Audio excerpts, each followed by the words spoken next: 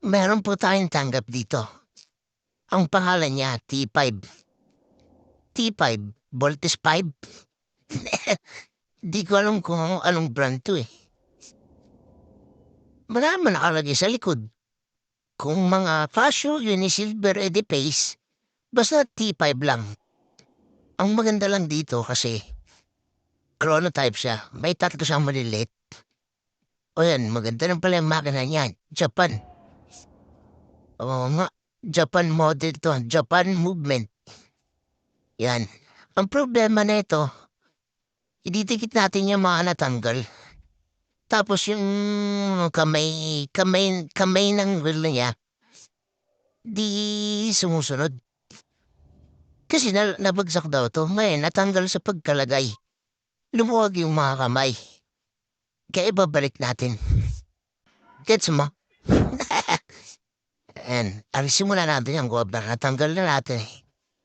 Ayan o, tignan niyo po. Yung mga seconds yan, malawag yan eh. Tapos natanggal pa yung kamay sa prono. Nagets nyo? Basta yun na yun. Panoorin yun na lang. Parang may matutunan kayo kung paano magsira. Ayun, kunin natin maliit. Oh.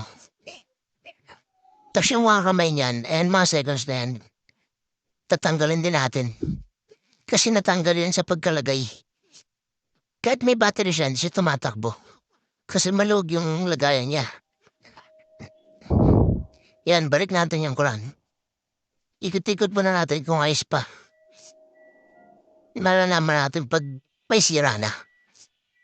Yan, ikot-ikot lang, ikot-ikot. Ay, ayos pa. Balik natin ulit. Lalagyan na natin yung... Alam mo, unahin natin. Tanggalin muna pala natin yung battery. Para pag nilagay natin yung mga kamay, hindi siya agad tatakbo. O lang sa gabal. Diba?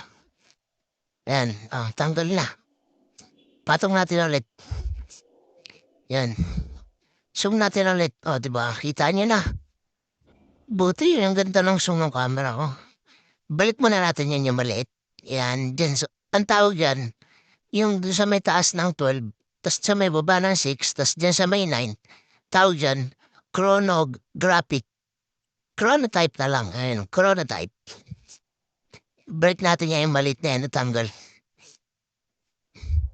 Hirap i-shoot ah. Ayun, tignan natin. Kita nyo, sobrang liit niya sa personal. Pero babalik natin yan, syempre. Trabaho natin magbalik ng mga sira eh. Mga nasira na relo eh. Yung mga binaldog, kaya nagbaklasan lahat, hindi balik natin. Ayan o. Oh. Oh. Di ba? Nahirapan ako ikabit. Pakailang try pa ako ah. Siguro ito, pasok na tayo yan. Sinarview ko na eh. Papasok na yan. Oh. Mampalaga.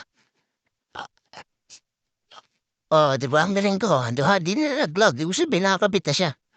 Pantay natin doon sa 45 sa gitna. Ayan. Tapos di na natin ulit.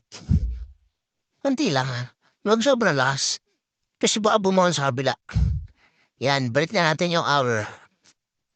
Tawag dyan, hour. Bulol eh, no? Tagalog na lang. Yan yung oras. Pag hour kasi hour, bulol.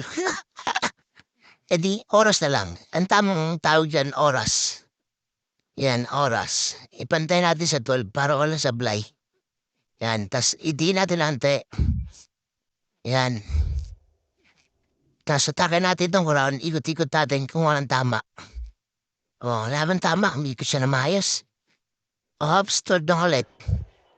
O, nabalik na natin yung oras.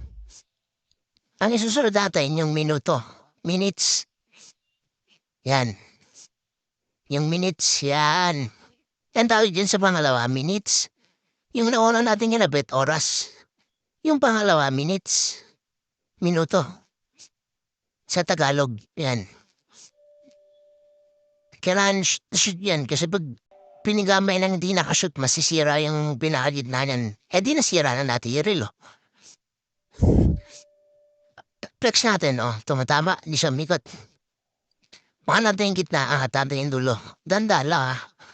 Eh, Ay, busog ako. Salamat sa Diyos. Ayan, ipit natin ang antay. Yan. Tapos ikot-ikutan natin kung may tama. Uy, tumama sa aros stress. Angat pa natin ang antay. Yan, anti lang. Oh, ay, tumatama ba? Anti pa. Yan. Sige pa. Ikot natin. Ayun, wala nang tama. Wala na siyang tama. Yung may-ari na ito yung may tama. Joke lang. Yung may-ari yung may tama eh, no? Yan ang pinaayos sa atin eh. Joke lang. Oh, kapitan natin yung seconds. Nakapitan natin yung oras tsaka minuto. Yung segundo naman. Yan, tama.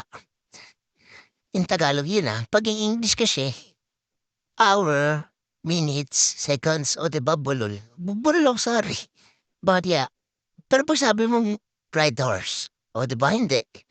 Pero pag sabi mong hours, hour, o diba bulol ako, ba't yan nun?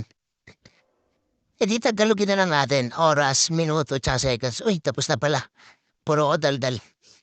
Tanggalin natin muna ulit yung Quran. Yan, sundutin natin yan.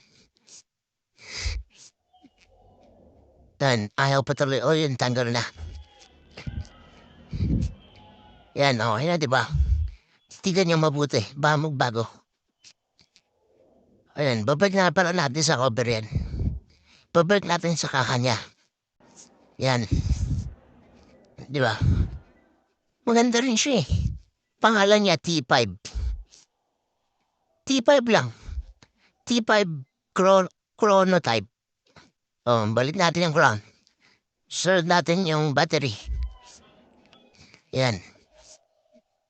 Oh, tas si i-flex natin kung okay na.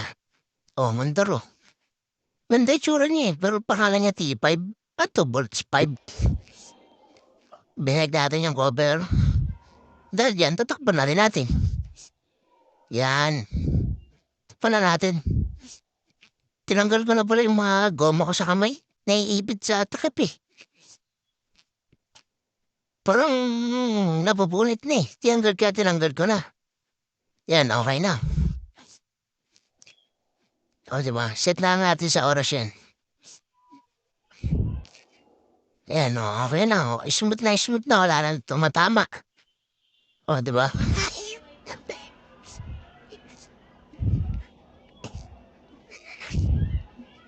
Ayan, okay na. Maraming salamat po sa panonood. Pa-subscribe po. Thank you.